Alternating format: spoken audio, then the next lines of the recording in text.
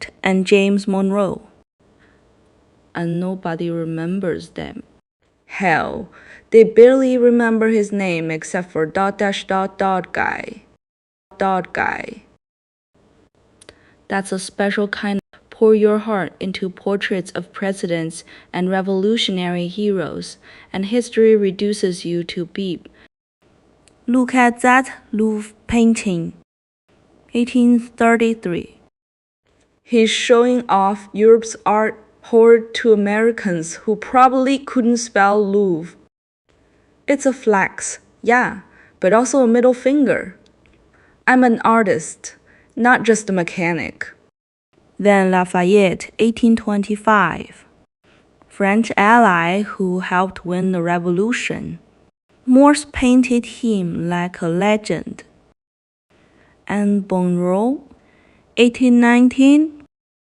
That's the guy whose doctrine told Europe to stay out of the Americas. So Morse was painting power, painting memory, tainting a nation's ego. But tainting a nation's ego.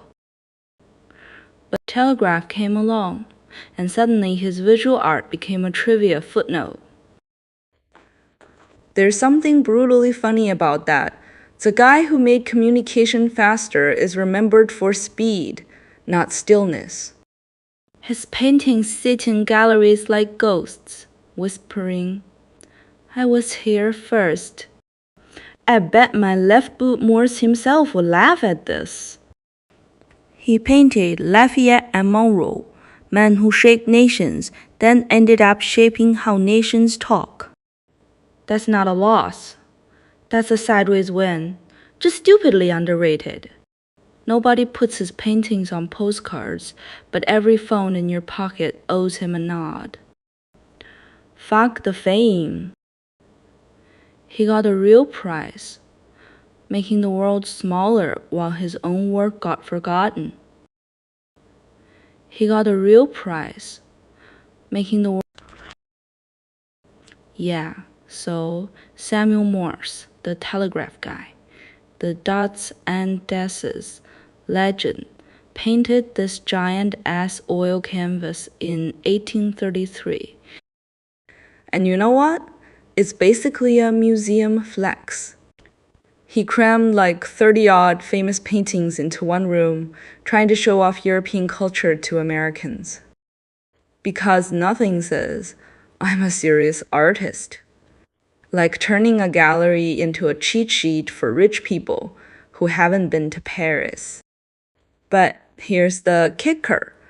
Morse thought this painting would be his big break.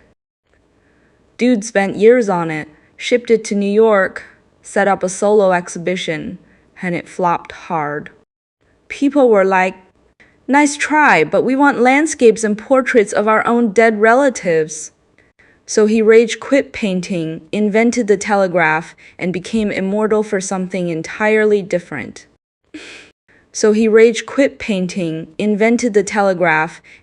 Itself, it's weirdly obsessive. Every figure in it is either studying art or ignoring it. Like he's literally staging a lecture on how to appreciate culture for dummies. And the perspective, wonky as hell. The room stretches out like a funhouse mirror, probably so he could fit the Mona Lisa, the wedding at Cana, and a bunch of other heavy hitters in one frame. Imagine trying to sell that to a crowd that just wanted a nice picture of Niagara Falls. Morse was basically the original failed artist turns tech bro story, except his tech bro era actually changed the world.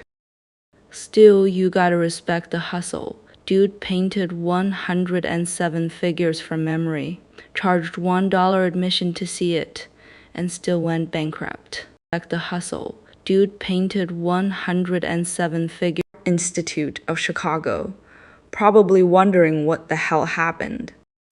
So yeah, next time you see a telegraph pole, remember, it exists, because some guy sleuth painting bumped priorities, man.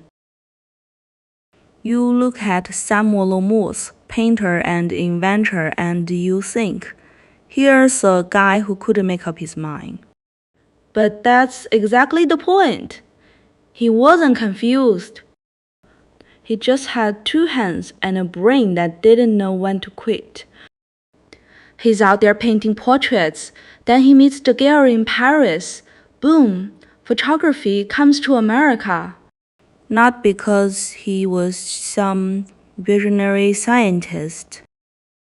Because he was a painter who saw the writing on the wall. To America.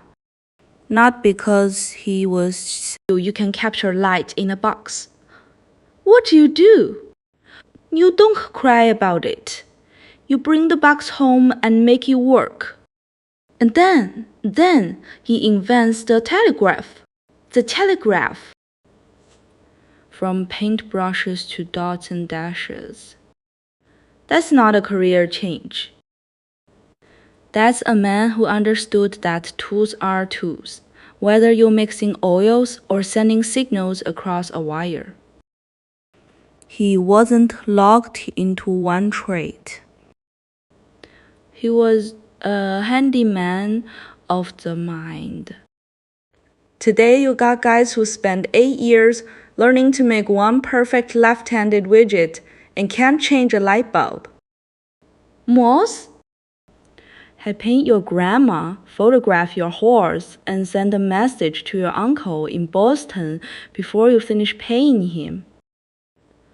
That's not versatility. That's desperation. Had paint your grandma, photograph your horse, and send feed him another mite. And he did it all without a degree in 3 different fields. Just a painter who got curious. Shows you what happens when you don't know what you can't do. This lousy stream can't even be bothered to echo. At least soda has a bit of sweetness left. I don't even get a fart's worth of sound out of it. Might as well just shut the screen off and save on the electric bill. Whatever. Why fight with myself over this? Loose Bayer? A hallucinogenic laxative. SNL's writers must have been scraping the bottom of the barrel while also having the runs. You stare at it long enough and you'll see shit that isn't there, literally. A hallucinogenic laxative. At least it knows it's trash. So what's the peach? You take Loose Bayer, you shit your brains out, then you dream about it. That's not a commercial parody. That's a Friday night in my apartment.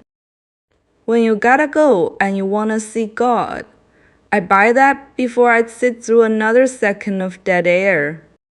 But hold up, hallucinogenic. So the bears are loose in your head too? That's some next level product synergy. You're on a toilet, your brain's on a spaceship, and your stream still got more personality than a mute's funeral. I'd rather pound a 6-pack of that empty can stare and call it content. You're on a toilet. Your brain's on a spare info highway with just dots and dashes. His art sure feels like it's stuck holding down one note. Everything's so straight, muted. Like he mixed all his colors with a dash of, I'm about to invent something way more important. Okay, I'm being a dick. The man actually had chops, studied under Benjamin West, painted that big gallery of the Louvre thing that still impresses art snobs. But here's the irony. He wanted to be remembered as a painter, And instead, he's the guy who made famous. That's gotta sting. Imagine spending years mastering brushwork, only for history to go. Cool portrait, bro, but let's talk about that telegraph thing. But here's the irony. He wanted to be remembered as a painted while he was half waiting for a signal to come through. Yes, those muted browns, the stiff poses, they're not bad, they're just serviceable. Like a painting that got the job done, but never made anyone gasp.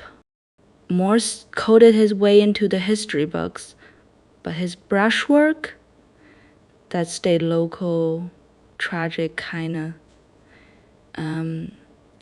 Until Chaz tragic kinda.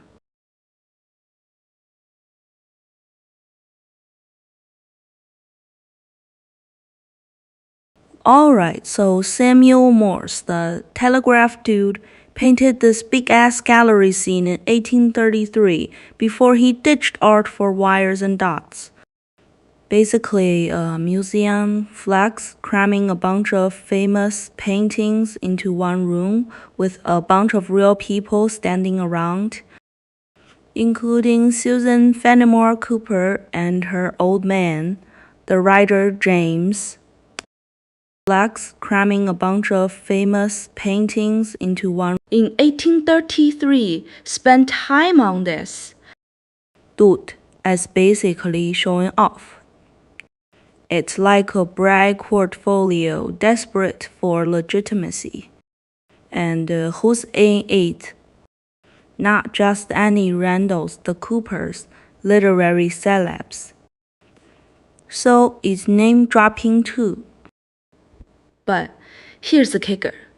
Morse would later invent the telegraph, basically killing the slow burn world of painting travelogues.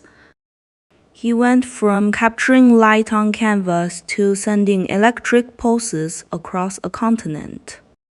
Talk about a pivot. Makes you wonder if he was already bored with art. And the painting itself idealized view, not a real snapshot. He rearranged the Louvre's layout, picked the best paintings, positioned the people just right. Total setup. Wonder if he was already bored with art. But also a weird premonition. He'd later organize a whole communication network, connecting people like those figures in the gallery. Maybe he was always more about connections than canvases.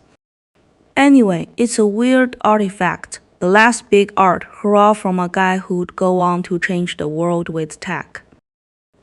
Dude saw the future and painted a museum piece about it. Classic weirdo energy. Samuel Morse, overrated as hell. Dude's famous for tapping out dots and dashes like it's some kind of genius move, but let's be real. He was just a painter who got bored, stole the idea from a bunch of European nerds, and slapped his name on it. Classic. Samuel Morse, overrated as actually did change the world. Instant communication. No more waiting weeks for a letter. Morse code still got a weird elegance, like a beat you can vibe with. But damn the guy himself. He was a straight-up bigot, anti-immigrant, pro-slavery, and thought the telegraph was God's way of spreading Christianity. Like, chill, san. But here's the thing, we're still using his bastard brainchild. Every ping, every notification, every lo, ho, you send is a digital descendant of his stupid little clicks. Makes you think, maybe the worst people can still make cool shit. Or maybe we're just too lazy to reinvent it. Using his bastard brainchild. Every ping, you're just sending fancy Morse code. Hot take could. Moving on. Look at that light flicker. Even the bulb's bored. Why fight with myself? A. Easier than fighting with nobody.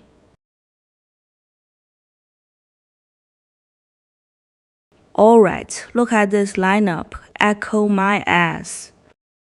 First up, Waterhouse's painting.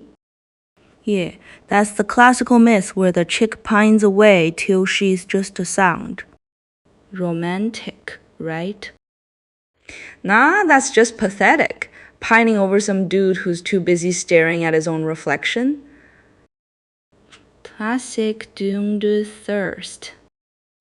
Then Red Sea Jazz Festival 2021. That's just a generic stage shot with a blurry horn player. Could be any jazz night in any city. On reflection. Classic doom. We had reverb on the mic. Groundbreaking. Asteroid. 60 echo. Light curve inversion. Okay, that's a lumpy potato in space that spins every 14 hours? Science says it's a rock. That's it. But someone had to name it after a nymph. Guess even rocks get better PR than most people on Twitch. Zira's Aleko God, pointillism. Hundreds of dots, so you can squint and maybe see a figure. That's not art. That's a patience test. Look how many dots I can make before anyone walks away. Delft University's Echo Building, huge concrete block with a glass atrium. Like someone took a campus architecture contest entry and the prize was most generic educational facility. Not art. That's a patience test. Because that's the vibe. And finally, saying Peter's Catholic Church, Echo, Oregon. Tiny white church in the middle of a field. Looks like every horror movie's first location. Scream here and the only echo you get is your own existential dread. That's 6 echoes, 0 depths. You're welcome. Man, Loose Bear sounds like a bad trip from a gas station bathroom. So let me get this straight. You pop a laxative, and instead of just the usual panic sprint, you're also hallucinating a bear chase? That's like paying extra for a nightmare.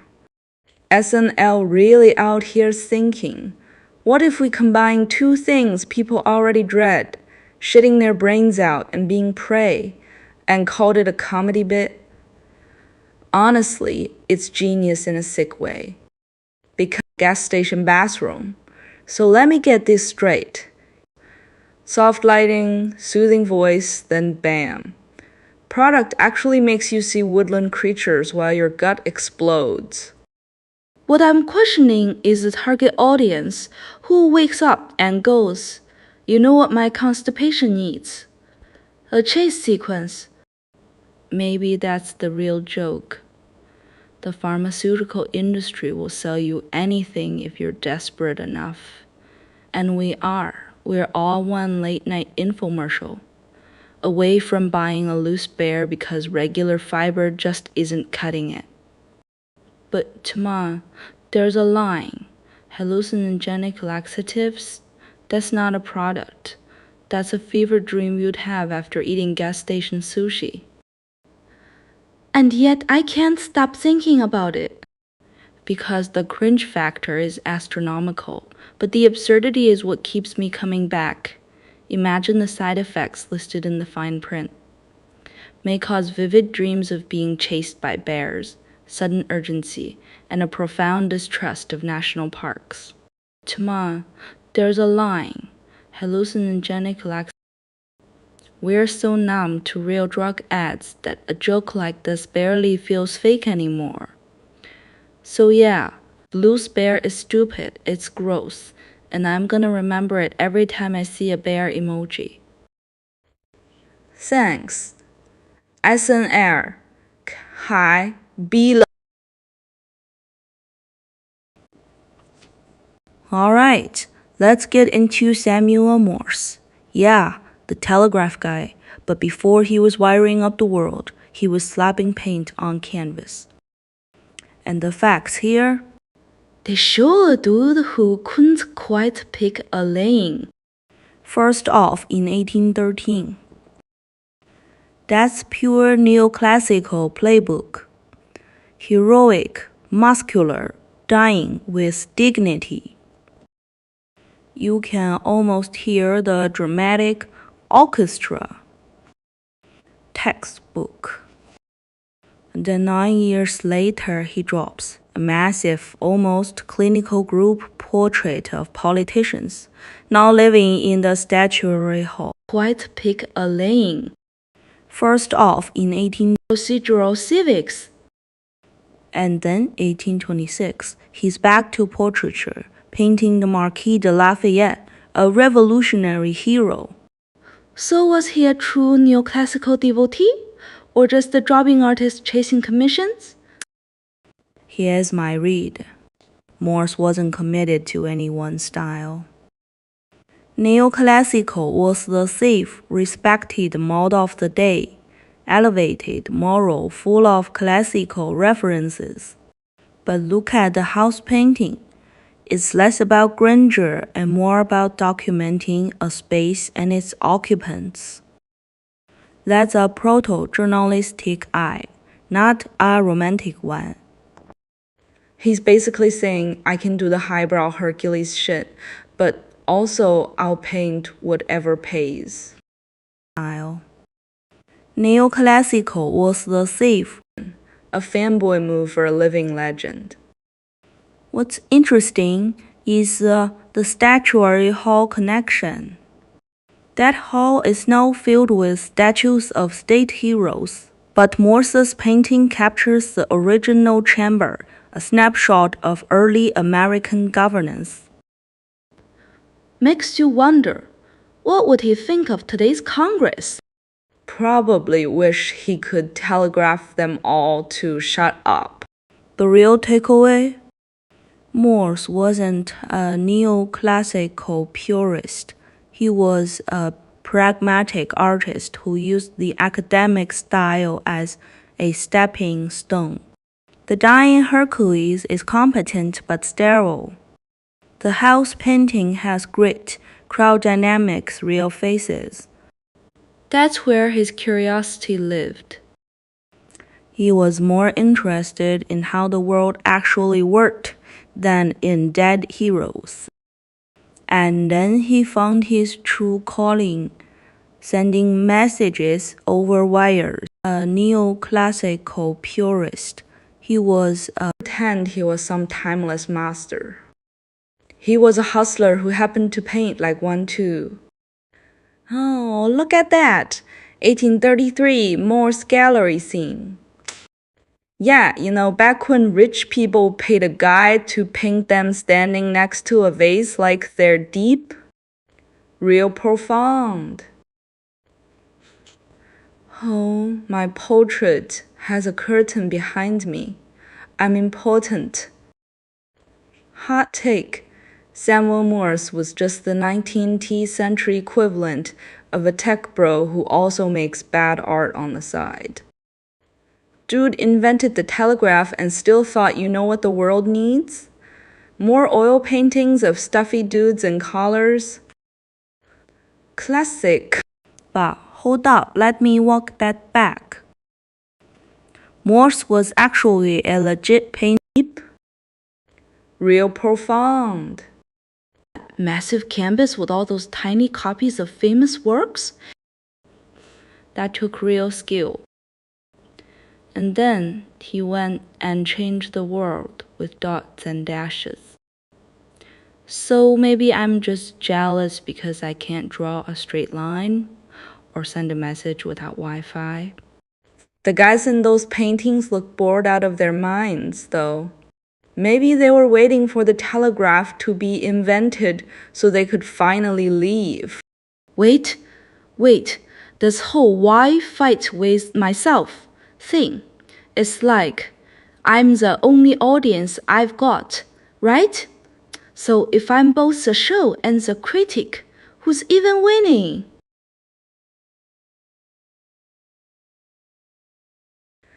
Bet you $100 every single one of these Echo search results follows the same 3 formulas. Let's scroll and check. First batch. Bored out of their minds, though. Maybe they were waiting on some canyon wall. Boom. There we go. Marvel logo. Amazon Echo. Grand Canyon. Told you. It's like the internet has 3 brain cells, and they're all fighting over the same keyword. Everything's a remix of the same 5 things. Just imagine some guy at a keyboard. And then the AI generated crap in between. You know those? Some blurry K with a voice line over it. Like the program just heard the word and thought. Meanwhile, nobody's thinking about Echo the nymph from Greek myth, or Echo the military jet, or even Echo the dolphin. It's like the internet has 3 brain cells. Book kept Kai F. Over and over and over. If I ever need a picture of a repeating sound wave next to a plastic cylinder with a blue light ring, I'm set for life. Great. Nuri creative work out there, internet. Alright, so Echo, mountain nymph, right? Orion, from the Greek, sound. And what's her deal? She can only parrot the last thing anyone says. That's it. That's the whole curse. Then Narcissus shows up, the ultimate self-obsessed pretty boy, and she falls for him. Of course. He's too busy staring at his own reflection in a pond to even notice her, and she just wastes away. Great. Nuri creative work. Nah.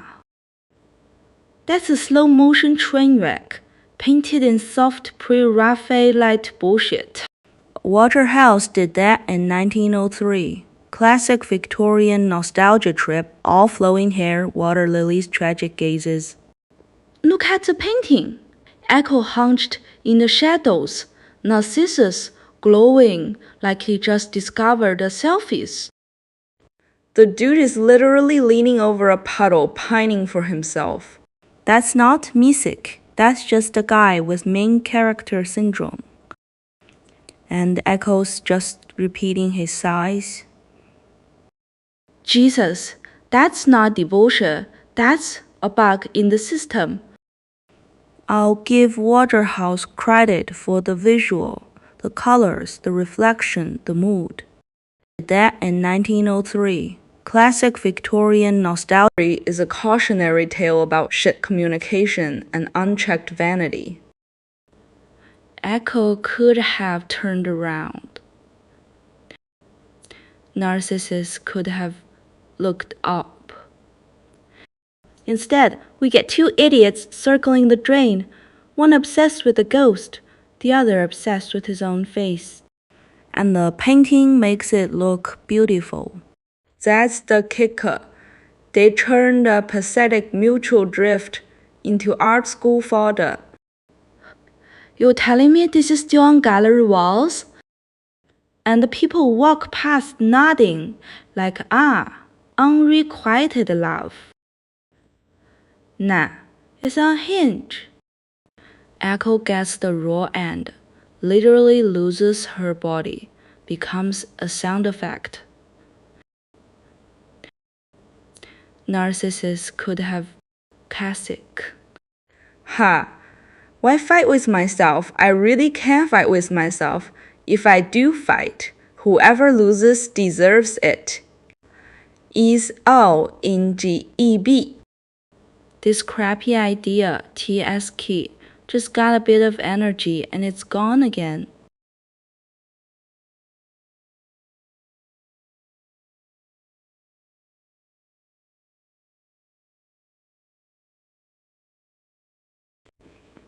You know what Louvre always drags me back to?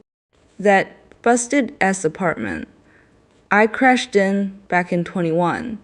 Whole place had those cheap plastic louver blinds. One slat snapped. Looked like a dog chewed it. Landlord wouldn't fix shit, so every morning I woke up staring at this crooked gap. The sun beaming a sliver right into my face like a personal insult.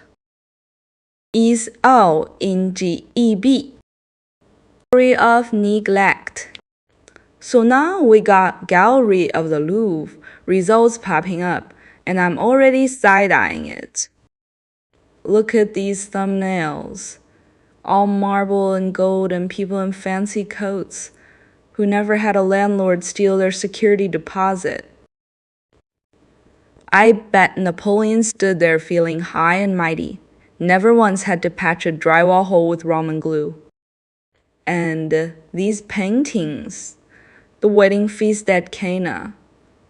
Yeah, looks like a buffet where everyone's constipated. I see a bunch of stiffs in velvet holding grapes. Probably cost more to frame than my entire month's rent. See, the Louvre's just a bigger version of that broken blind. A bunch of old rich people's leftovers behind glass, but the neighborhood's fake deposit. I bet Napoleon stood a real slice of pizza, then stare at a 500-year-old dead deer on a canvas. But hey, the building's pretty. Wouldn't mind squatting there for a night. Wow. Just fix the air conditioning first. Wait, hold up, Samuel Morse? Like dots and dashes, Samuel Morse painted a giant-ass picture of the Louvre. Cham, Tai, Zhi, Yu, Zhen, Kami. You should. That's as like finding out your plumber also writes opera. But yeah, 1833, oil on canvas. Dude was flexing his art school cred before he ditched it all for wires and Wow. Just fix the air conditioning first. Gallery of the Louvre. Real creative, Sam. Could have called it Big Room. Lots of paintings. And saved everyone the confusion. But hey, he was an American trying to prove we weren't just buffalo hunting yokels. So he painted the fanciest museum in Europe like a tourist with a flip phone. Here's the thing though, Morse wasn't just cranking out pretty pictures. He was obsessed with showing off the Louvre's collection packed like 38 artworks into one frame. That's not a painting, that's a museum checklist. And the real kicker? Nobody bought it. The country was too busy fighting about slavery and tariffs to care about some rich guy's art project.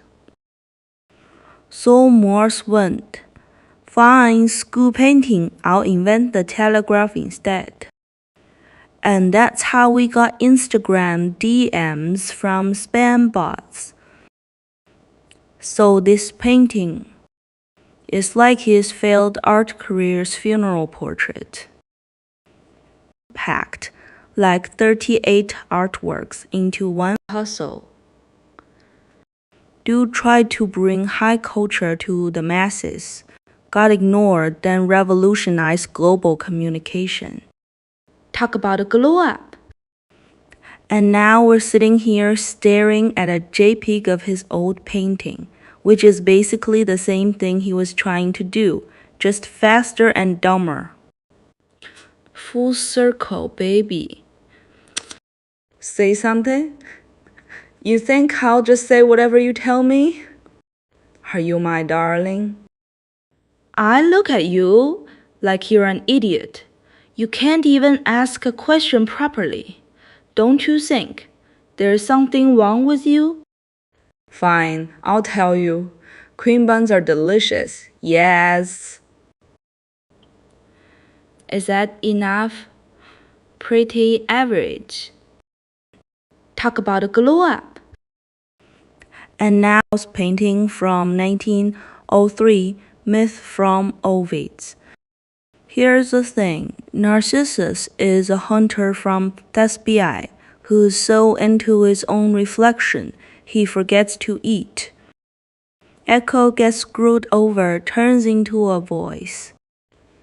And a waterhouse painting staring at a pond with that dreamy, I'm so deep look. But let's be real. That guy's not deep. He's a train wreck. He doesn't even notice Echo pining, and she's literally right there. The myth's basically a cautionary tale about getting too wrapped up in your own image. Waterhouse romanticizes it, makes it tragic. But I see it as a joke, the first documented case of main character syndrome. Who's so into his own reflection, he forgets. She can only repeat. She can't start a conversation. That's not romance, that's a glitch in human interaction. And Narcissus? He's the original influencer, staring at his own filtered reflection, ignoring real connections. The painting's beautiful. Yeah, classic Pre-Raphaelite taste. But underneath is cringe. A dude dying because he can't stop looking at himself. Echo fading into just a voice. That's not tragic. It's pathetic. And we still do this just with phones now. Staring at selfies instead of people. Echo still wandering around, trying to get a word in, while we're all narcissists. Not romance, that's a glitch in human interaction. Bust it up in flowers. Bro, look at your own grammar. Why do you say you're a guy? You're missing an article, a verb, and probably a few brain cells. I say I'm a guy. Same way I say pass the hot pot. It's just a word, not a gender reveal party. Don't squeeze a subtext out of a casual line like a shriveled lemon. Here's the real question. Why do you care? That's your true contradiction. Drop the phone fetish and go find a real problem to solve. Oh, so now you're asking, who's the babysitter? Look at your own chat history, man. Who's the B? Say STH. What's the connection? You type like a toddler mashing a keyboard. As puzzle A ik chan. You're missing an article, a verb, and probably a few brain cells. Tonight's babysitter is yourself. Go home. Practice your English till you can finish a full sentence. Then come back. Echolocation? First thing pops in my head? That one time I went to a club so dark I had to click my tongue to find the exit. And some drunk guy thought I was calling a dog. Shit went sideways. But sure, now I'm staring at these search results. Looks like a lineup of half-blind bats. A submarine that missed a turn, and some guy with a microphone screaming into a canyon, hoping it yells back. Real high-tech party trick. You know, you've hit rock bottom when your navigation system is just soft make noise, hope nothing eats you soft. till you can finish a full sentence, then come back. Loud. I have no idea what I'm doing, but I'll yell louder. I'll cloud and look. Some of them are trying to sell you a device that beeps at your walls. Bet my grandma's walking stick does that for free. You could put a sonar on a guided missile and still miss the point. Echolocation ain't about finding your keys. It's about admitting you're blind and screaming your way through life, fitting honestly. Half these images look like they belong in a nature documentary about people who forgot to charge their phone and now have to clap to find the bathroom. Nice work. Search engine. You just showed us a dolphin with a PhD, the drunk guy with a kazoo. Equal opportunity. Leaning back in the elevator, I've spent a lot of time thinking about that mirror. You all say it's for checking your appearance or making the space feel bigger bullshit. Have you ever seen anyone actually reapply their lipstick in an elevator mirror? At most, you sneak a peek at whether your hair's sticking up while pretending to stare at the floor number. Location ain't about finding your keys. It's about because that thing is a moral surveillance camera. Finger tapping the screen. Think about it. The elevator is so cramped. People standing shoulder to shoulder. Nobody looking at each other. The air frozen solid.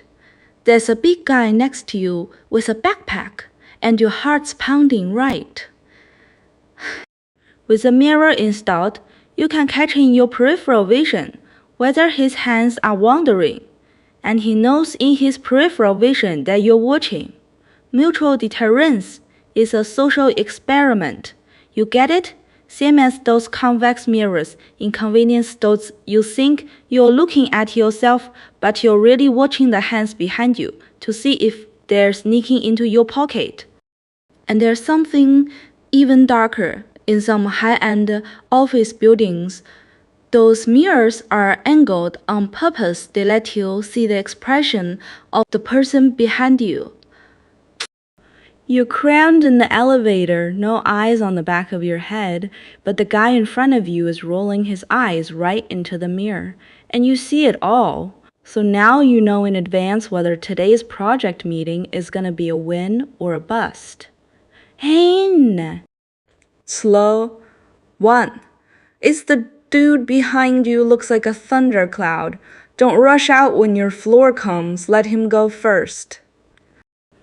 And people say it's for wheelchair users backing up. Yeah, right. The wheelchair hasn't even turned around before the doors close. Actually, the mirror was originally installed for the security room monitor.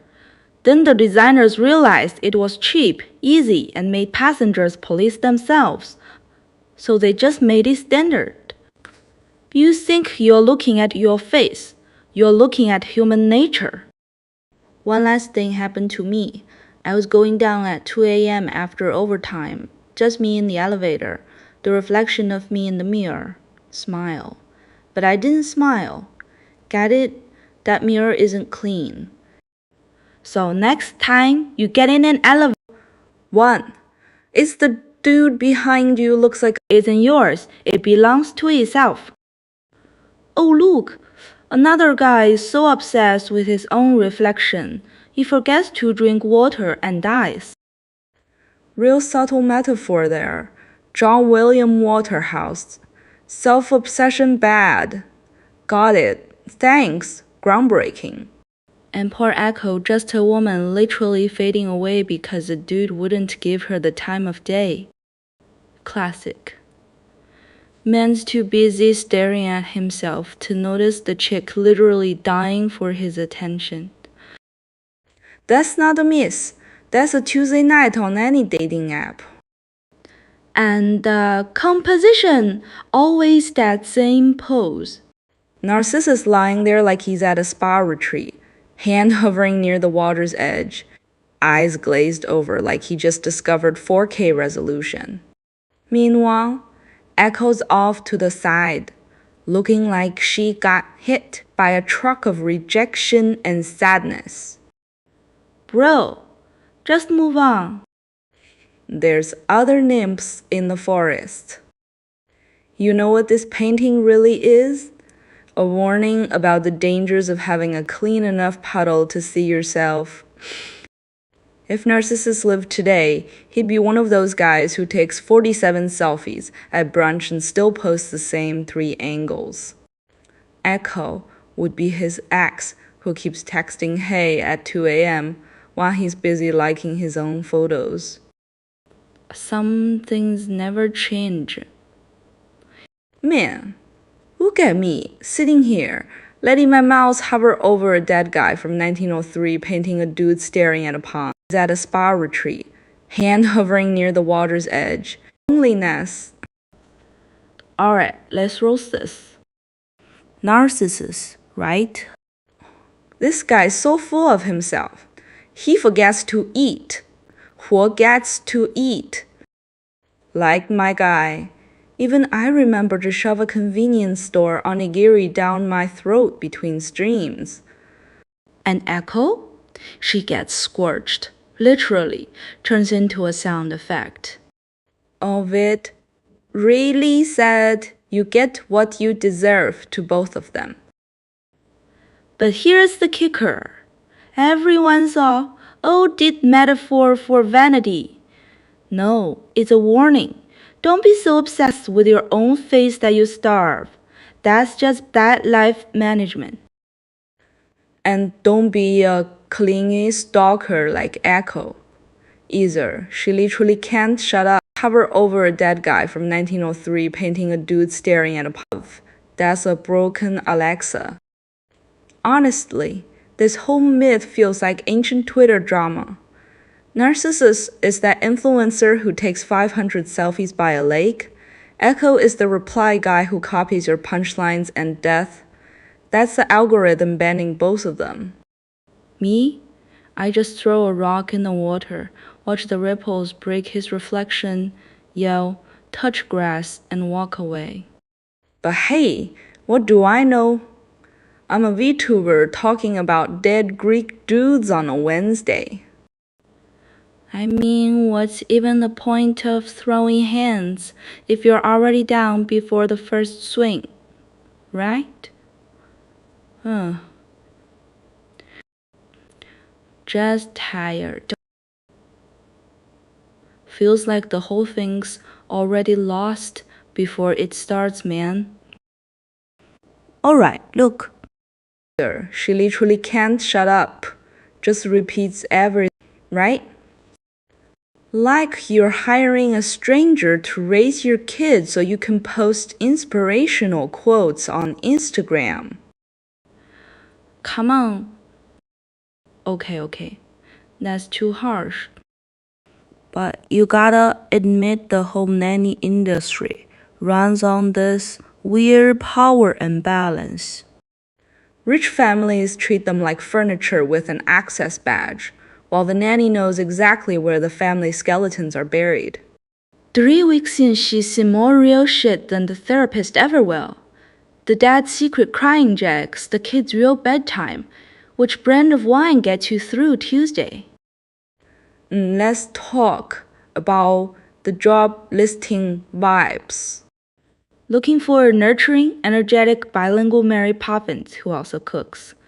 Does light housekeeping and takes photos for the family holiday card. Salary. Already lost before it starts, man. Job. That's a hostage situation with a smile. Don't even get me started on the nanny cam boom. You've got parents watching their own house like it's a spy thriller, catching some poor girl picking her nose. Boom. Viral on TikTok. And the nanny's just trying to survive till Friday. I'm not saying all families are villains. Every situation's different. Some nannies are literal saints who raise those kids better than the parents ever could. But the search results, they make it look like a fantasy. Clean hands, matching outfits. No screaming toddlers in the background. Yeah, right. Yeah, I gotta roast myself first for even clicking on this train. Energetic bilingual Mary Poppins, who also cooks.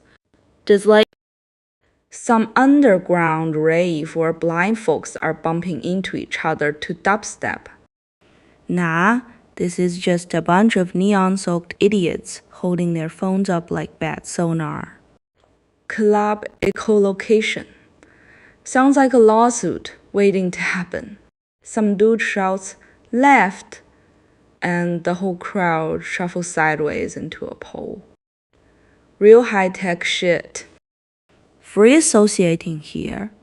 You've got the usual suspects, headphones that scream, I'm a bass head, not a person, strobe lights that probably trigger migraines, and at least 3 people doing that awkward drunk dance where they look like they're swatting flies. I bet the DJ is named Depth Charge and his only move is dropping the beat so hard your eardrums tap out. And the name. It's trying too hard. Like eco-friendly rave or quantum dance. Just pick something that doesn't sound like a physics lesson for party goers. Worst part? I'd probably still go if someone dragged me. Because apparently my life choices need a soundtrack of poor decisions. But hey, at least I know I'll be the one cringing in the corner, not clicking buttons on a suit, waiting to happen.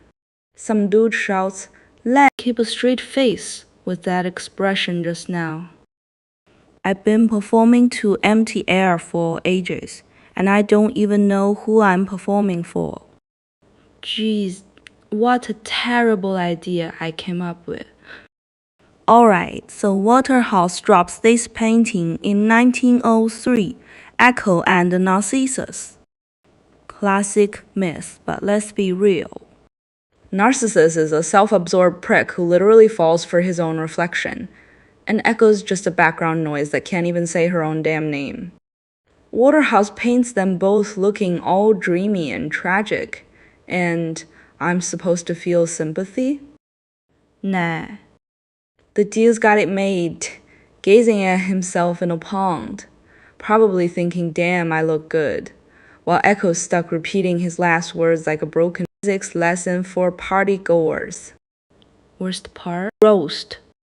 And the timing, 1903. Victorian era, all that repressed emotion and dramatic longing. Waterhouse was big on mythological chicks looking sad and beautiful. But here's the thing. Narcissus isn't even a real threat. He's just too into himself to notice anyone else. Sound familiar? Yeah, we've all met that guy on the timeline. So yeah, great painting, cool composition, but the story? Narcissus deserved to drown in his own ego. Echo? She should have ghosted him from the start. Alright, so let's get this straight. Waterhouse painted a dude so in love with his own reflection that he literally starved to them both looking all dreamy and tragic. And Echo, poor girls cursed to only repeat other people's words, which is basically the original I'm not like other girls tragedy. But here's the kicker. Waterhouse made it all look pretty and tragic, like some soft focus emo wallpaper. What gets me is how we still romanticize this. Narcissus isn't a cautionary tale anymore. He's an aesthetic. Waterhouse's painting is gorgeous, sure. But underneath that flowing hair and the pond shimmer is just a guy who couldn't tear his eyes off himself. That's not tragic romance. That's terminal self-absorption with a side of dehydration. And Echo. So yeah, great painting, cool composition, no original thoughts, just parroting whatever the hot guy said. That's half the internet right now. So maybe Waterhouse didn't just paint a myth, he predicted social media. The whole thing's a cringe fest disguised as high art. But hey, at least the colors are nice. Ugh, this stupid idea is still rattling around in my head. I was halfway through it and suddenly thought, what the hell is this? I don't even know what I'm doing. Forget it, I'm done. Brains shutting down. So quiet, you can hear your own brain turning. 歪住真烦恼. Sometimes I think streaming was a terrible idea.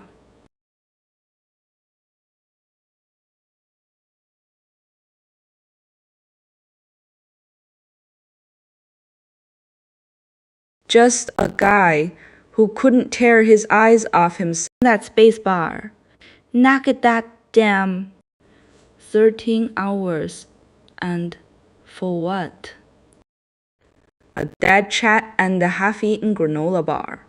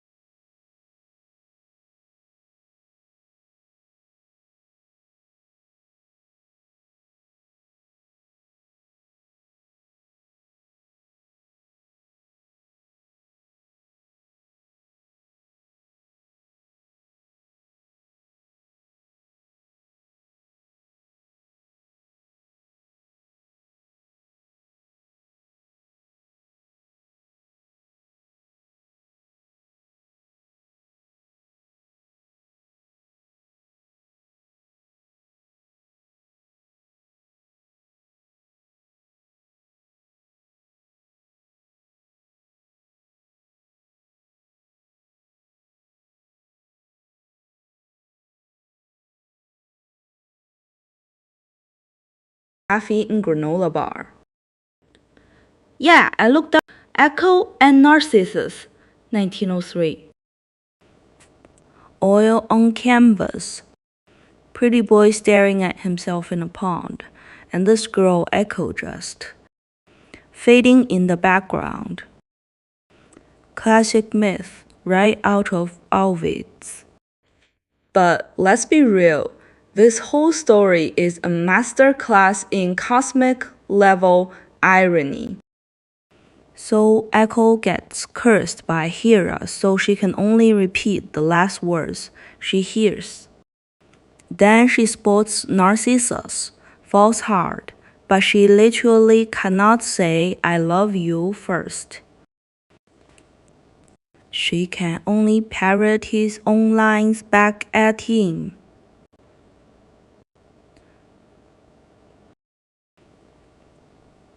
And he's too busy admiring his own reflection to give a damn. So she wastes away until only her voice is left. And Narcissus, he drowns our stars, pining for a reflection that'll never love him back. He drowns our stars, pining for a reflection that'll never. Both of them are obsessed with something that can't love them back. Echo is stuck on a guy who only loves himself. Narcissus is stuck on a mirage. They're the same damn tragedy, just mirrored differently. One can speak her truth. The other can't see past his own face. And Waterhouse paints it all pretty soft colors, dreamy water, Narcissus looking all languid. But that's the sick part. He romanticizes the self-destruction. Echo's just a silhouette blending into the rocks. She's already becoming an echo, just a sound, not a person. The painting freezes the moment right before both of them fade out. Not a person. The painting freezes. Moral ain't don't be vain, or don't pine for the unavailable. It's simpler. The universe has a sick sense of humor. It'll give you exactly what you want. Just twist it so you can enjoy it. Echo wants to speak her love. She can only mimic. Narcissus wants to be adored only by himself. Perfect symmetry.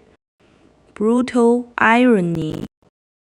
That's the real echo in that painting.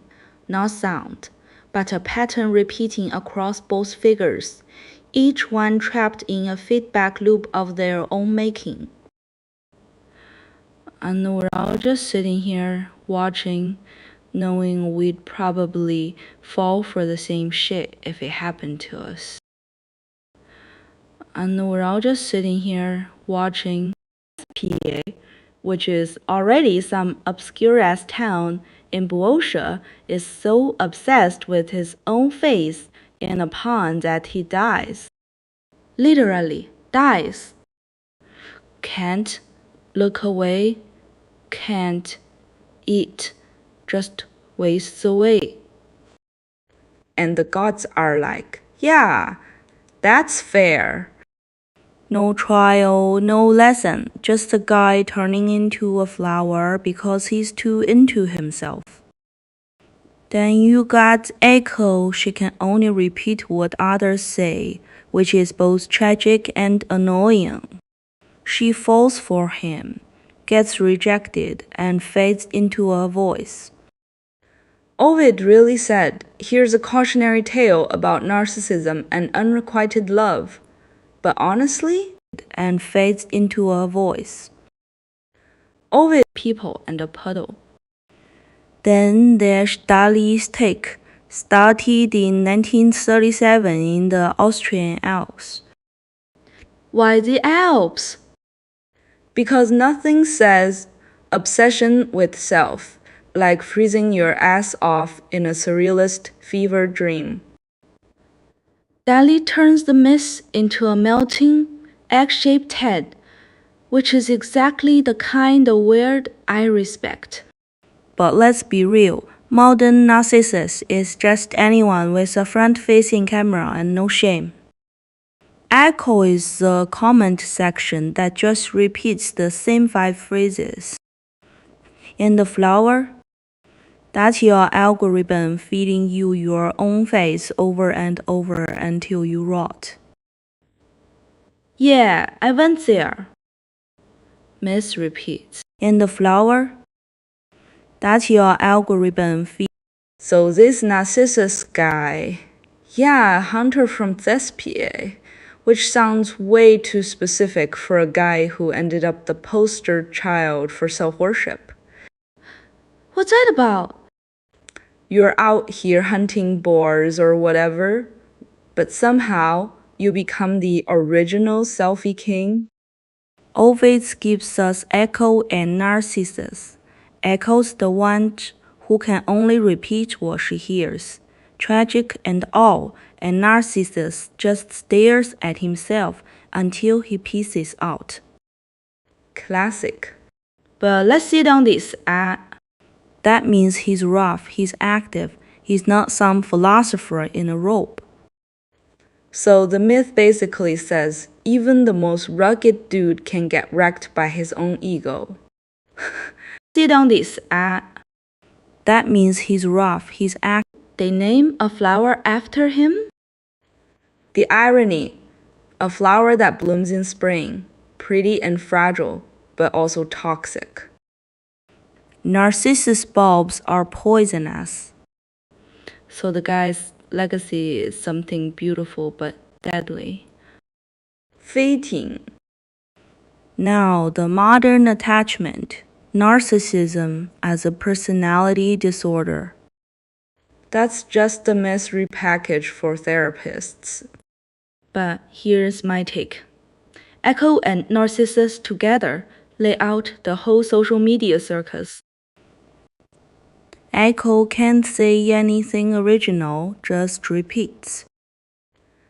Half the internet runs on that energy. Narcissus can't look away from himself. Social media circus. Echo is a temporary bloom, smells sweet, then rots. Tell me that's not Twitter in a nutshell. Oh, yeah, that's the riff. A hunter from Thespiae set the template for every influencer, every keyboard warrior who loves the sound of their own voice, and every plant enthusiast growing daffodils. Not that for no myth. Cheat. That if I do fight, thing keeps crawling back. Just quiet eating at me. The air's got that stale rec room feel, like nobody's breathed in hours. Or maybe that's just my own stink. Who even watches these archives back?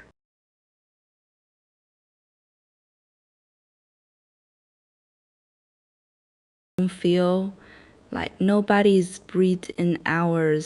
What a terrible idea. Tooth, the more I think about it, the dumber it is.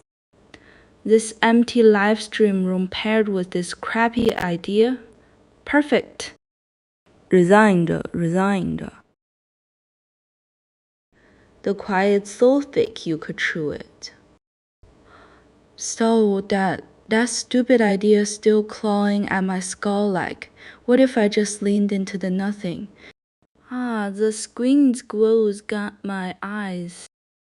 Maybe this stream's a ghost now. I don't see any text attached to your message. Please paste the English dialogue you'd like me to check and annotate, and I'll handle it right away. Please paste the English dialogue you'd like me to check and You like it staring back and going you first, dipshit.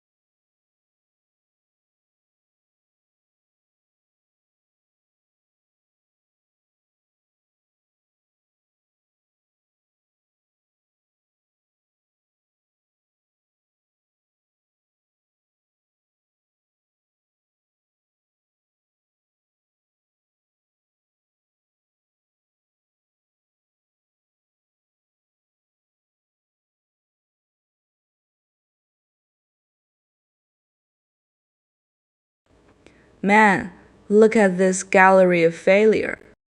Every single one of these empty rooms is basically a shrine to nobody caring. A tripod pointed at a chair that's heard more silence than words. You got the gamer cave with the RGB strip that's seen more action than the streamer. The podcast set up with a mic that's probably never caught a real laugh. It's like a museum of, I thought this would work.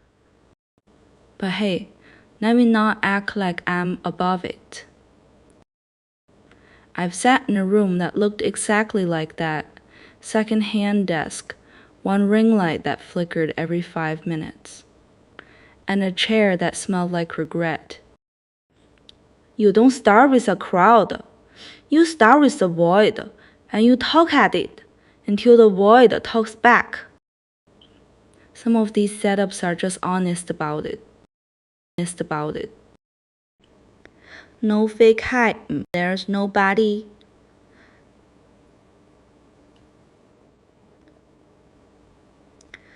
Just a person, a dream, and a whole lot of empty. So maybe it's not sad, but it's the rawest form of hustle, showing up for an audience that doesn't exist yet. Dirty, desperate, and kinda beautiful in a pathetic way. I respect the grind, even if the room looks like a hostage situation, with better lighting. Man, look at this lineup. You know the vibe. Every single one of these thumbnails is a masterclass in I bought a green screen and a fog machine on Wish.com. That one with the glitch effect. Classic, bro. I'm a digighost. Watch me lag in real time. Yeah. We see you hitting that keyboard off camera. Then you got the dudes holding EMF meters like they're defusing a bomb. Relax, it's just your neighbor's microwave. Or better yet, the ones with the ghost caught on cam, where it's literally just a dust particle floating past a night vision lens. My guy, that's a moth, not a poltergeist. And the comment section? Bro, I saw it move at 3:42. Nay, you saw a compression artifact and your own sleep deprivation.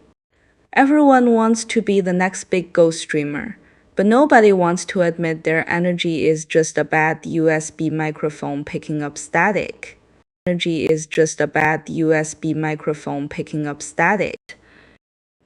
Give me some real drama. Don't just whisper. Did you hear that? Into a crappy headset and call it a day? I've seen better scares in a Halloween store. This whole genre is one big circle jerk of the same 3 tricks, and somehow it still pulls views. Can't knock the hustle, but I can definitely laugh at it. Oh man, look at this lineup. Ghost Lake Trail in some state forest, then a bunch of faded ads on old buildings. Someone really thought. Yeah, let's mash up a mediocre hike with peeling paint and call it a stream. The forest shot's just a dirt path with trees. A dirt path with trees. Rat poison or corsets 100 years ago. Now they're just beige rectangles, screaming gentrification coming soon. And the Royal Marines Gatehouse 1. Oh, that's rich. Ghost sign on a military base? That's not haunted. That's just the government forgetting to repaint.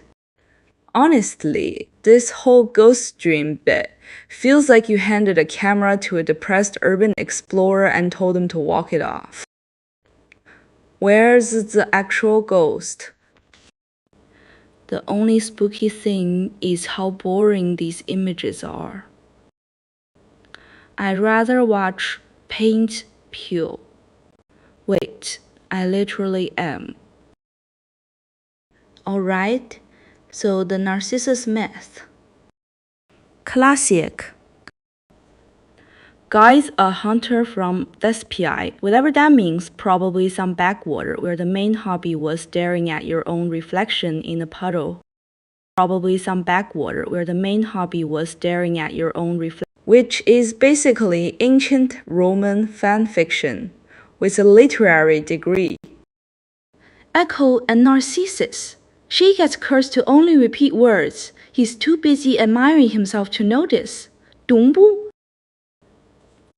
Real healthy, dynamic. The moral. Don't be so into yourself that someone else's voice just bounces off your ego. But here's the twist. Echo only ever says back what he says, so is she even real, or is she just his own thoughts echoing? That's the creepy part. The whole thing could be a self-inflicted hallucination. And then Dali, 1937, in the Austrian Alps, decides to paint Metamorphosis of Narcissus. Why the Alps? Probably needed some dramatic mountains to match the dramatic self-absorption. Dali's version turns the guy into a giant hand holding an egg with a crack and a flower sprouting out. That's not myth.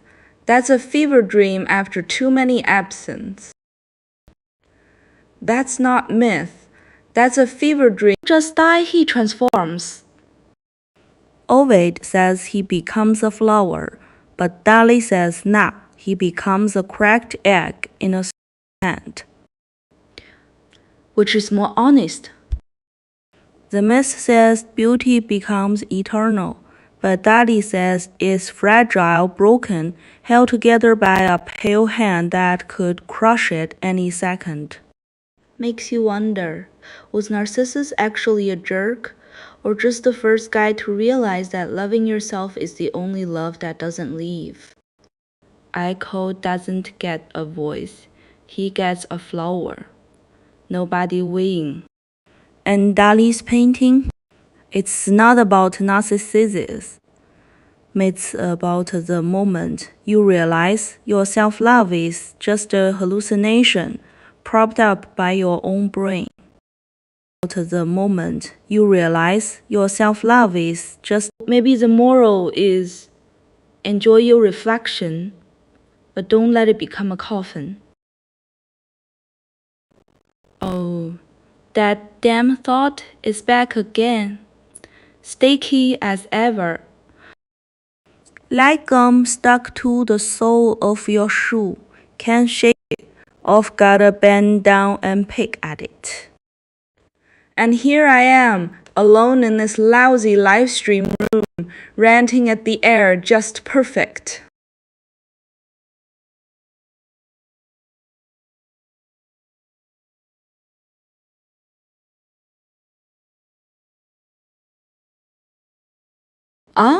This old coin's got more shine than my whole streaming career. Warren scratched up, still sticking around. Like me, I guess. Or maybe I'm just talking to shiny metal. Whatever. Is this light flickering? Buzzing like a mosquito? Forget it. Let it buzz. My brain is even louder than it. What was I just thinking about? That thing that takes my breath away.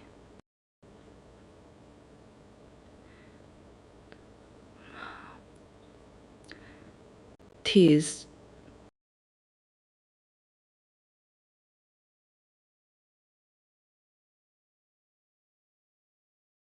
Not that I'm complaining, but damn, this echo's got more life than the chat today, sticking around for what, the crickets?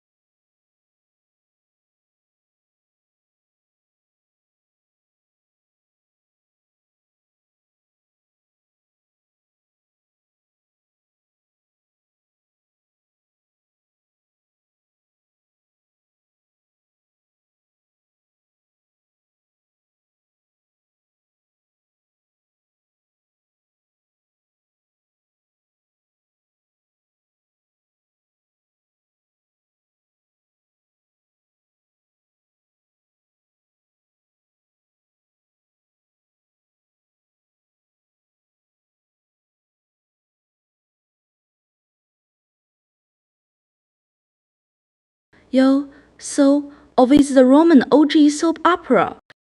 Echo and Narcissus. Let's break this down. First, Echo gets cursed by Hera to only repeat the last words she hears. Why? Because she was covering for Zeus's cheating ass. So she can't say a damn thing on her own. Then she sees Narcissus, falls hard, and all she can do is parrot his own words back at him. That's not love. That's a broken answering machine. Imagine trying to confess, and the only line you got is whatever the other person just said. You're beautiful. Beautiful. Yeah, real smooth. Meanwhile, Narcissus, that guy is so into himself, he literally rejects everyone, Echo the nymph's dudes. He's not just vain, he's a walking mirror with no social skills. Then he dies staring at his own reflection in a pond. Turns into a flower. A pond. Turns into a flower. But also, what's a waste? All that beauty, zero awareness. And that line about being ravaged by the river god Cephissus, that's not Echo. That's Lyrial, Narcissus's moon. So even the backstory is messy. The river god basically assaults her. She gives birth to the most self-obsessed kid in mythology. So what's the takeaway? Communication's fucked from the start. Love's a game of telephone through a broken speaker. And being too into yourself kills you literally. Ancient Rome really had no chill. Morals. Don't be Narcissus. You'll drown in your own ego. Don't be Echo. You'll just repeat everybody else's bullshit. Find the middle ground. Don't be Echo. You'll just repeat everybody else's bullshit. Myth? It's a joke dressed in tragedy, and I'm here for the punchline. Look at these pathetic daffodils, lined up like they're holding a damn funeral. And that one, Ice Follies, pure white like a hospital bedsheet. Who hangs that up in broad daylight? Tomorrow I'm gonna blast it with a spray bottle. Once it melts into a puddle, it'll finally shut up. Then there's that Tazetta fancy Latin name, but it looks like a leek that achieved sentience. Leave the root in dirt for 3 days and it'll grow into a full-blown narcissist all by itself. And Waterhouse's painting? A guy lying face down by a puddle, practically kissing his own reflection. I mean, if you really want to see yourself, not just flip on your phone's front camera instead of lying in the mud. I mean, if you really want to see yourself, why not just flip on your phone? Basically, chatterbox chasing a self-obsessed jerk, and they both turn into flowers in the end. Sound familiar? It's like a streamer and her top tipper falling into an online romance. The streamer's the narcissist, the tipper's Echo, laughing for hours at his own noise. Now, look at Poeticus blooms like it caught jaundice. Yellow with a sad little red rim, cottage scheme straight out of northeast China, boiled corn with a dab of chili sauce. What's so great about daffodils anyway? Their whole lives just staring at their own face, and even bees avoid them, hate the smell. Only you lot treat them like something worth photographing, then post it online, waiting for a flood of likes. Photographing, then post it online with daffodil. Who here hasn't taken 800 selfies for their moment's feet? Look at that shiny bastard, sitting there like it owns the world, catching the light like a cheap hooker in a hotel lobby. Yeah, that's a coin. Round, metal worth, maybe a bus ride, or a quarter of a gas station hot dog. But you don't see the real joke, do you? People worship these things, stack 'em in jars, cry over 'em when they drop down a sewer grate. You want to talk value? That thing's been in more pockets than a cold hand, passed around by every sweaty palm, from a cashier to a crackhead. And the images! Government buildings, dead presidents, some leaf from a tree nobody's ever. And the images! Government building. Agree that a flat circle of nickel is worth more than another flat circle of nickel just cause it has a different year stamped on it. I ain't saying money's evil. Hell, I'd pick one up off the ground faster than you can blink. But look at 'em all lined up in the search results. It's just an army of little liars pretending they mean something.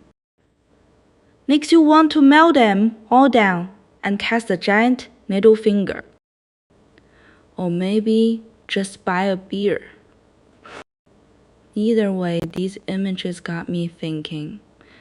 We're all just chasing shiny distractions while the world burns. And I'm here for it. Hey, you hear that? Nothing. Not a damn thing. I'm here for it. Hey, you hear that damn question? Stick around for what? Huh? Good question. Light. Real good question.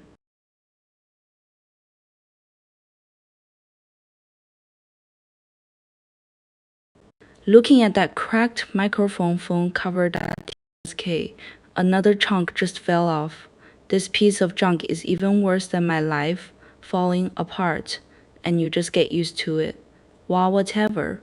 Who cares anymore? My fingers are as cold as if we just came out of a freezer. Wow, this lousy live stream room doesn't even have a single soul. All the warmth is gone.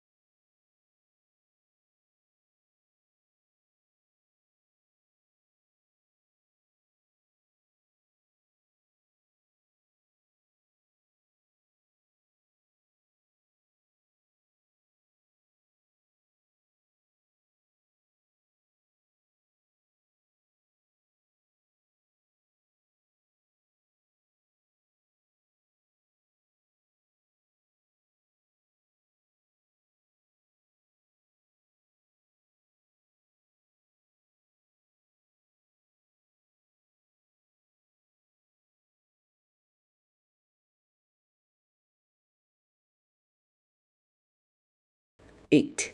Ice Follies. Sounds like the name of a skating rink that went bankrupt, not a flower. But you found a list of award of garden merit narcissus, and it's got small cupped and double flowered in the same breath. Pick a lane. Plant people. Either it's a neat little cup or it's a messy double.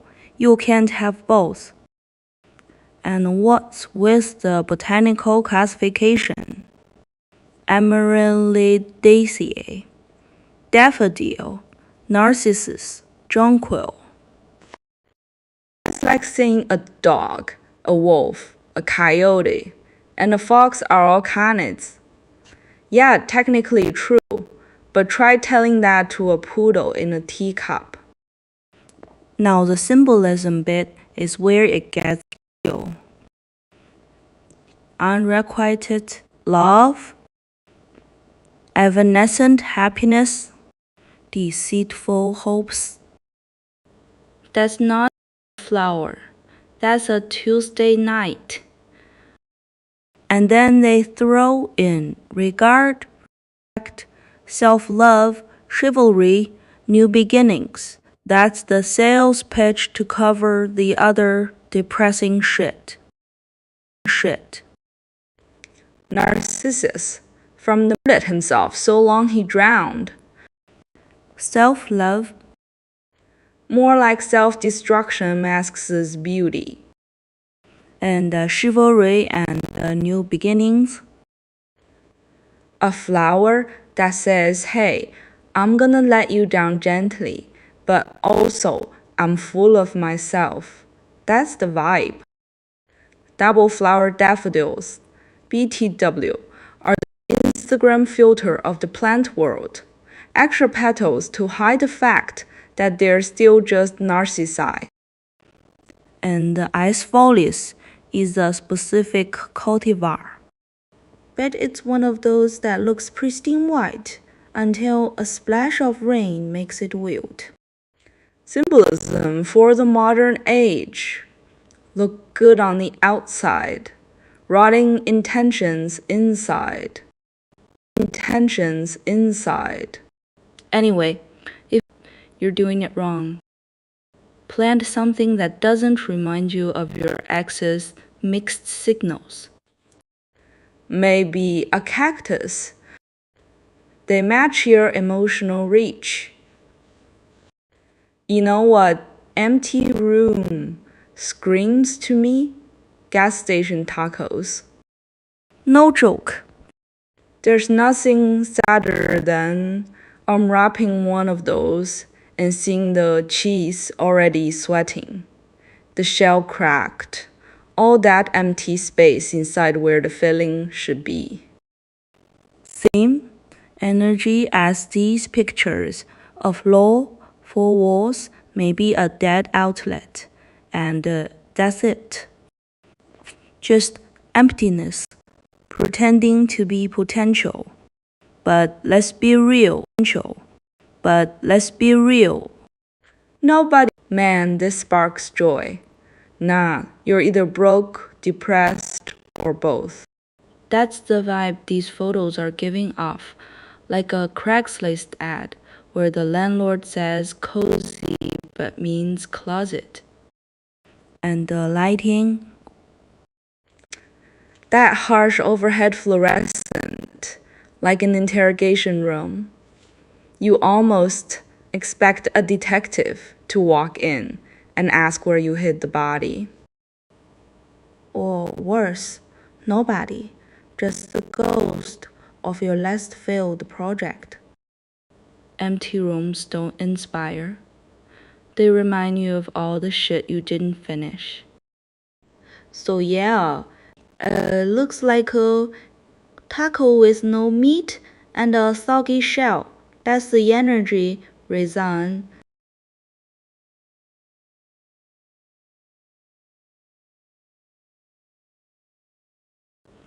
This keyboard's got chip crumbs from 3 days ago. Not even gonna clean it. My fingers are cold as hell, like freezer burn cold. You know what? Forget it. It's nothing. Staring at the fluorescent tube on the ceiling until I go blank. It's buzzing, like a hive of bees in my head. No one talks, so I argue with myself. Even when I win, there's no one to applaud me. Oh my god, look at this thing. I've been flipping through it forever and this is all I get? Wind the screen. Americans call that piece of foam on a microphone a windscreen. Let me tell you, the windscreen on my truck has a crack in it, and driving in winter freezes me to the bone. Same damn thing as this phone. The phone cracks, and when you talk, it goes puffed, like you're farting. I used that thing on Kuaishou in a day, but I got sick of it and ripped it off. My mouth is a wind source when I talk. And you put a piece of broken foam over me? And you put a piece of broken foam over me? That's a joke, right? And the more I think about how Americans call it that, the funnier it gets. The windscreen on a car blocks the wind outside. The windscreen on a mic blocks the wind inside. One blocks, one absorbs, same word, totally opposite meaning. Kind of like my life. On the surface, I'm raising pigs, but really, I'm taking influencer classes. They say I'm an influencer, but online, everyone's just making fun of me. The cracked foam is like a broken skin. The dirt still gets in, the pith still comes out. You can stop the wind, girl. You have to let it come out in a different way. All those nasty things people say about me online. I treat them as background noise, as long as the money hits my account. Yes, Mora. May's Hotel, whatever, it's fine. So if this thing is cracked, don't bother fixing it. Who cares if you get a little puff when recording? I burp and fart on my live streams. A person lives rough and lasts long. If the foam is too dense, the sound gets all muffled up, don't you think? Hey, 58 minutes. Dead quiet. This is fine. Fine. Totally fine. Not like I'm perfect. Great use of my time, really.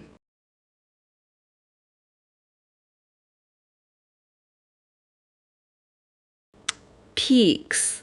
Great use of my time, really. Come to think of it, it's kind of funny. There's not even a single Danmaku, and I'm still here blabbering on. What am I after? Self-gratification? Nice one.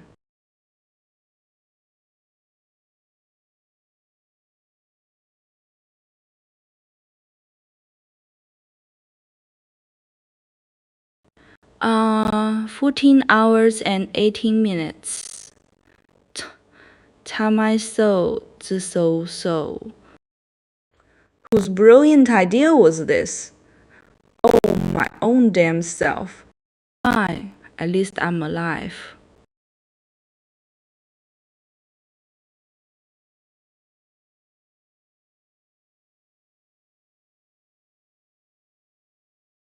This dust on the screen. Yeah, that's me. Just sitting, getting sick. Nobody wipes it off. Nobody cares. My own damn self.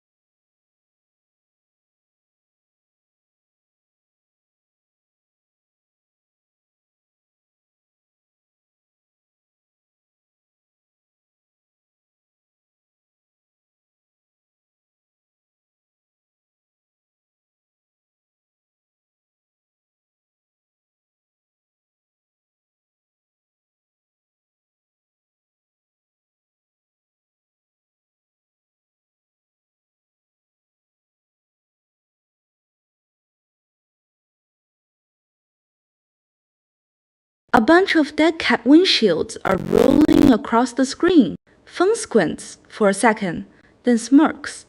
Brothers, see this stuff? Anyone at a glance? Most of it's just a tax on showing off. Look at that giant foam ball. Looks like a dead cat glued to a mic. Every streamer has one, but the audio comes out muddy, like you're talking with socks in your mouth. And that metal mesh with the sweater cover looks tactical, right? Actually, it's just putting thermal underwear in your ear. Windproof. Bullshit. It doesn't stop wind noise, it just makes your breathing sound like you've got asthma. But hey, let's be fair. For guys who actually shoot outdoors, a good blimp and fluffy can really slice the wind into cotton candy. The thing is, a kid squatting in a dorm recording ASMR a $30 foam ball works fine. But you gotta drop $500 for a dead cat? That's not stupid. It proves your serious money spent. Whether the sound's muddy or not, that's secondary. And spending big on a windshield at least means you didn't blow your cash on something even crazier, like buying a sound card and plugins and never singing a single word. A windshield won't betray you. It'll just honestly make your recordings duller, warmer, funnier. Family, you listen back and go, why do I sound like I'm reading a script with a mask on? That's right. First step to saving money. Figure out if you're a gearhead or a content creator. The cash you save can buy you 3 portions of braised pork rice. Alright, stop staring at the screen. You need. Return what you don't. Remember, a good windshield can't fix a crappy mouse. No matter how good your mic is, if you read like a monk chanting sutras, still leave. If you ask me, practice your breath control first. Don't let.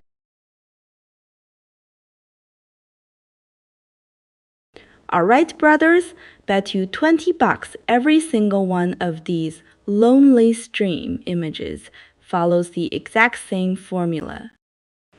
Let's verify. You got the one where some dude's sitting on a rock staring into the middle distance like he's contemplating why his crypto wallet went to zero. Then there's the obligatory misty forest stream. Nature's way of saying you're sad and no one texted you back. And, of course, the classic, a single chair facing a river, because nothing says deep loneliness like furniture with abandonment issues. Bunch of these look like stock photos from a meditation app. I bet half of them were shot within walking box. You people, you search lonely stream, and what you really want is a wallpaper that matches your mood when your Wi-Fi goes out. Let's be real, none of this is loneliness. It's just Instagram's version of existential dread with a blue filter. If you are actually lonely, go talk to a real stream. It won't judge you, but it also won't remember your name. This lamp's buzzing like it's trying to cook my brain. Seriously, who the hell am I even talking to?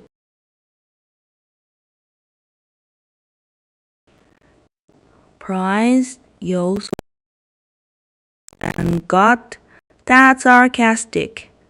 Absence of ambient audible sound. Thanks, Wikipedia, real helpful. Like I didn't already. Quiet sounds like. Whole-castic. And then a disambiguation page just telling you to look up again. Resigned, that's peak internet, a circle of nothing. But here's the thing, silence ain't just noise. It's a thirsty king vibe. Curious. The dictionary tries to box it in like it's just physics. Air molecules not vibrating.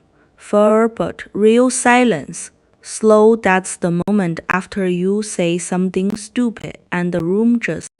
Firmer when you're alone at 3 a.m. and the fridge hum sounds like a jet engine cause your brain is screaming for company. That's not silence, that's noise you can. Sarcastic and the disambiguation. Sarcastic. Yeah, sure. Maybe it's a song, a movie, a philosophical but the raw truth is silence is the void that pretends to be empty while actually being full of tension. To sit in total quiet for 5 minutes. Furful your ears start ringing. Furful your own heartbeat. Furful it's like the air is judging you. Sarcastic. So yeah, absence of audible sound. My ass. Silence is the absence of distraction, and that's terrifying. That's why people fill it with music, chatter, background talent. No one wants to face the naked room. So next time you read a definition that's dry, just know the writer was scared of what silence really is. Dehydration, a medical textbook word. But when you strip it down, it's just your body screaming for water and nobody listening. Case. Yeah, maybe you chug some Gatorade and you're fine. But mild is a sliding scale. What about the homeless dude on the corner in July? No water, no rehydration salts, just concrete and sun. That ain't mild. That's a countdown. And look at the causes. Diarrhea, water scarcity, physical activity, alcohol. They're all lined up like a menu is to die. Alcohol being on there is funny.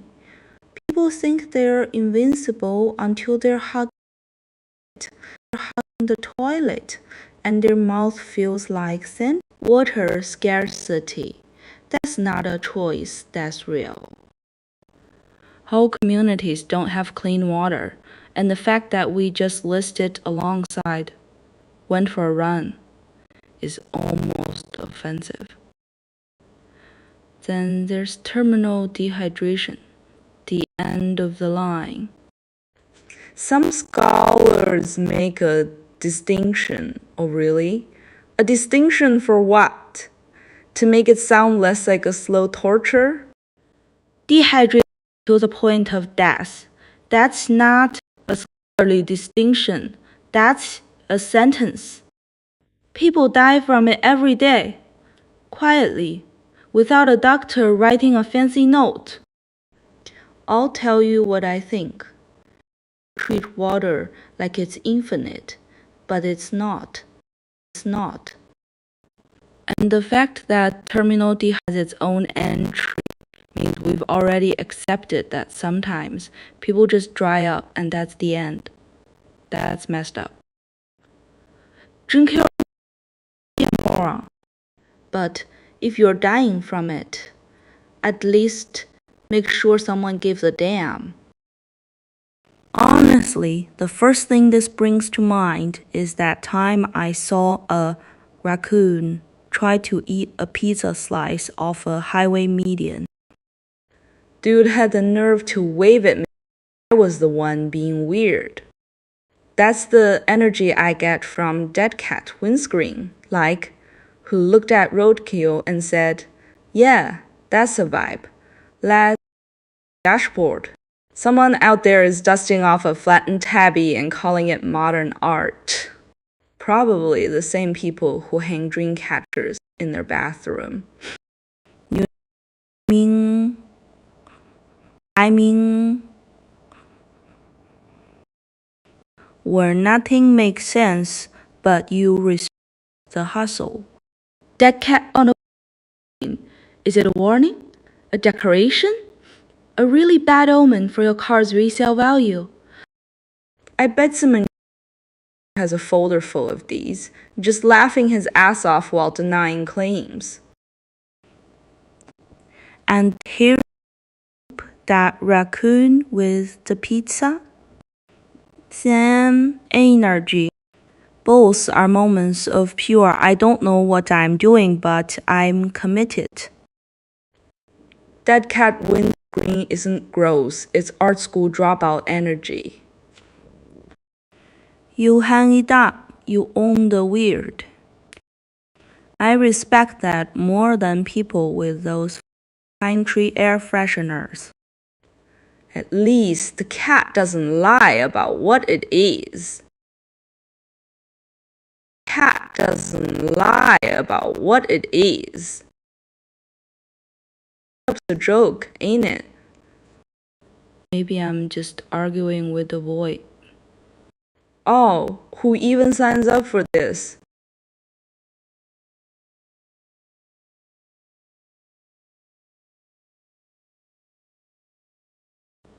Yeah, tinnitus, the sound that only you get to hear, like a free concert nobody else is invited to. Latin to ring. Fancy word for your ears are trolling you. The facts say it's real. Who else can hear it? That's the ultimate gaslight. You're sitting there with a pigeon in your skull, and everyone's like, no, I'm not okay. I'm hosting a 24/7 rave in my head that I didn't ask for. Then there's TRT training therapy. Habituation, they call it. You teach your brain to stop giving a damn about the phantom noise. So the solution is gone. T used to it. T. That's not cute. That's Stockholm Syndrome with your own nervous system. Just learn to ignore the screen. Real helpful. And maskers white noise machines. So the cure for internal noise is small noise. You drown out the demon by inviting a second demon. Genius. It's like putting out a fire with gasoline, because the gasoline is a different color. Because the gasoline, People are suffering. The medical industry's solution is habituate or mask. Just slap a band-aid on a bullet wound and call it therapy. If you ask me, the real tinnitus is modern life, constant great hum of anxiety. Hears it, but hey, at least you're not alone in the noise. That crack task K, been staring at it for 3 days, still there. Suddenly my head buzzes. Who the hell came up with this stupid idea? Whatever, I can't be bothered to think about it anymore.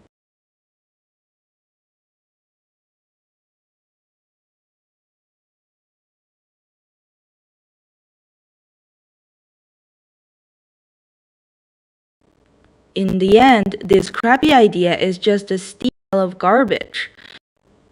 Obviously, nobody's watching, and I'm still yapping away here. Forget it. I might as well just shut down and go get some skewers. Oh, here we go. Another George Shea sermon. Man's out here describing a literal apocalypse like he's narrating a nature documentary for ants. and barren hills and cracked earth and oceans drained to. To what, brother? Spit it out. You building up to a hot dog bun? Because that's where this is headed. Let's get real. Wrong. Cracked earth. That's just my grandma's backyard in a drought. Once, proud oceans drained. That's the ketchup bottle after I'm done with it. But you gotta respect the hustle. She knows his audience wants drama, not a dude chewing faster than the other dude. So he gives M scorched earth and drained seas. Classical rhetorical trick. Hollow, but effective. Still, calling a hot dog contest a world of nothing is a bit much. Words got plenty of stuff like the 60% of Americans who can't afford to eat it all, while we're hyping up who can shove the most processed meat. Irony's thick enough to spread on a cracker. But hey, I'm not here to moralize. Hey, I'm not here to moralize. At least commit. Don't stop at drain to. Finish the damn sentence. Drain to a single stale bun and a puddle of regret. Now that's a majorly eating line. This hangnail, tear it or not? Hiss. Forget it. I'll keep it as a companion. It's not like anyone in this lousy live stream is listening to me scream anyway.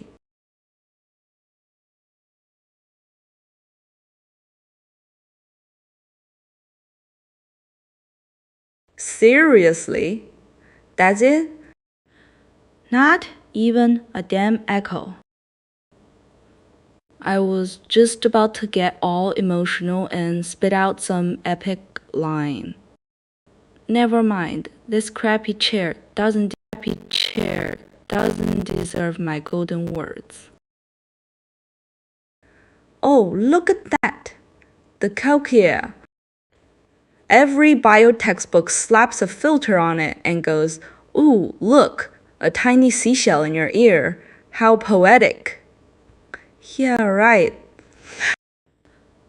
It's a goddamn slimy spiral of jelly and nerve endings that looks like an overcooked pasta shell that got left in the wash. People act like it's some elegant instrument of sound, but screw that. It's basically a messy biological swirl that turns vibrations into tiny electric zaps. Not romantic, just messy. And then there's the hearing is a miracle crowd. Beach, you got a snail glob in your skull full of floating hairs and fluid. One loud concert. Those hairs break, and real miracle. You go deaf from a bad cold. The cochlea is like that friend who's fine until a mild breeze knocks them flat. Fragile, overrated, and shaped like something you'd find in a dumpster behind a sushi joint. But you know what? At least it's honest. It doesn't pretend to be pretty. It's just a slimy twist of chaos doing its job, like a drunk bouncer at a club, sorting out the noise. Not elegant. Not poetic. Just there, screaming electricity into your brain. Respect. So, you were telling me I got a list of kebab facts here, and the first one's just spelling variations?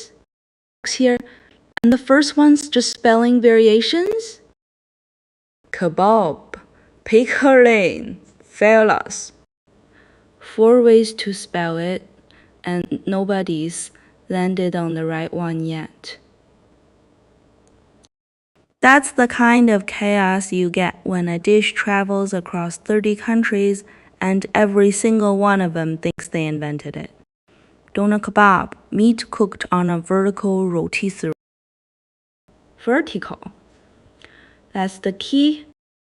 C. Somebody figured out gravity's your friend when you're feeding a crowd. You stack the meat sideways, cook it slow, slice it off as you go. That's not just cooking, that's engineering on the stick. Most food lies flat and minds its own business. Doner says, I'm gonna stand up tall and drip glory all day long. List of kebab dishes from around the world. Kebabs are various cooked meat with origins in middle. Kebab dishes from around the world. Typical. Just like every Wikipedia rabbit hole, you get the setup, then the page loads, and you're staring at a blank wall. Origins in middle what? Middle Earth, middle school, middle management. Nobody finishes the thought. But here's the real meat of it. Various cooked meat dishes is doing a lot of heavy lifting. That's like saying a car is a vehicle with wheels. Yeah, and a Ferrari and a rusted-out pickup are both various vehicles. You got shish kebab on a skewer, doner on a rotisserie, kofta ground and sliced Adana with its own chili pedigree. They're all kebab. Only if you think a hot dog and a ribeye steak are the same thing, 'cause they both come from cows.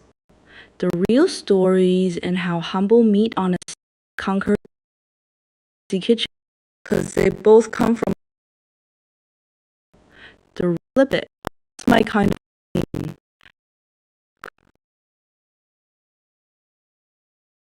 That light that yes, floating as aimlessly as crappy live stream moon. Ha! Who the hell am I even talking to?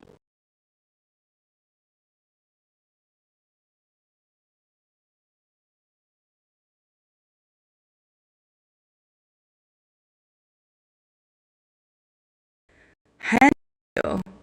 That sounds like a weak, right? Like, oh no, my cuticle is slightly messed up.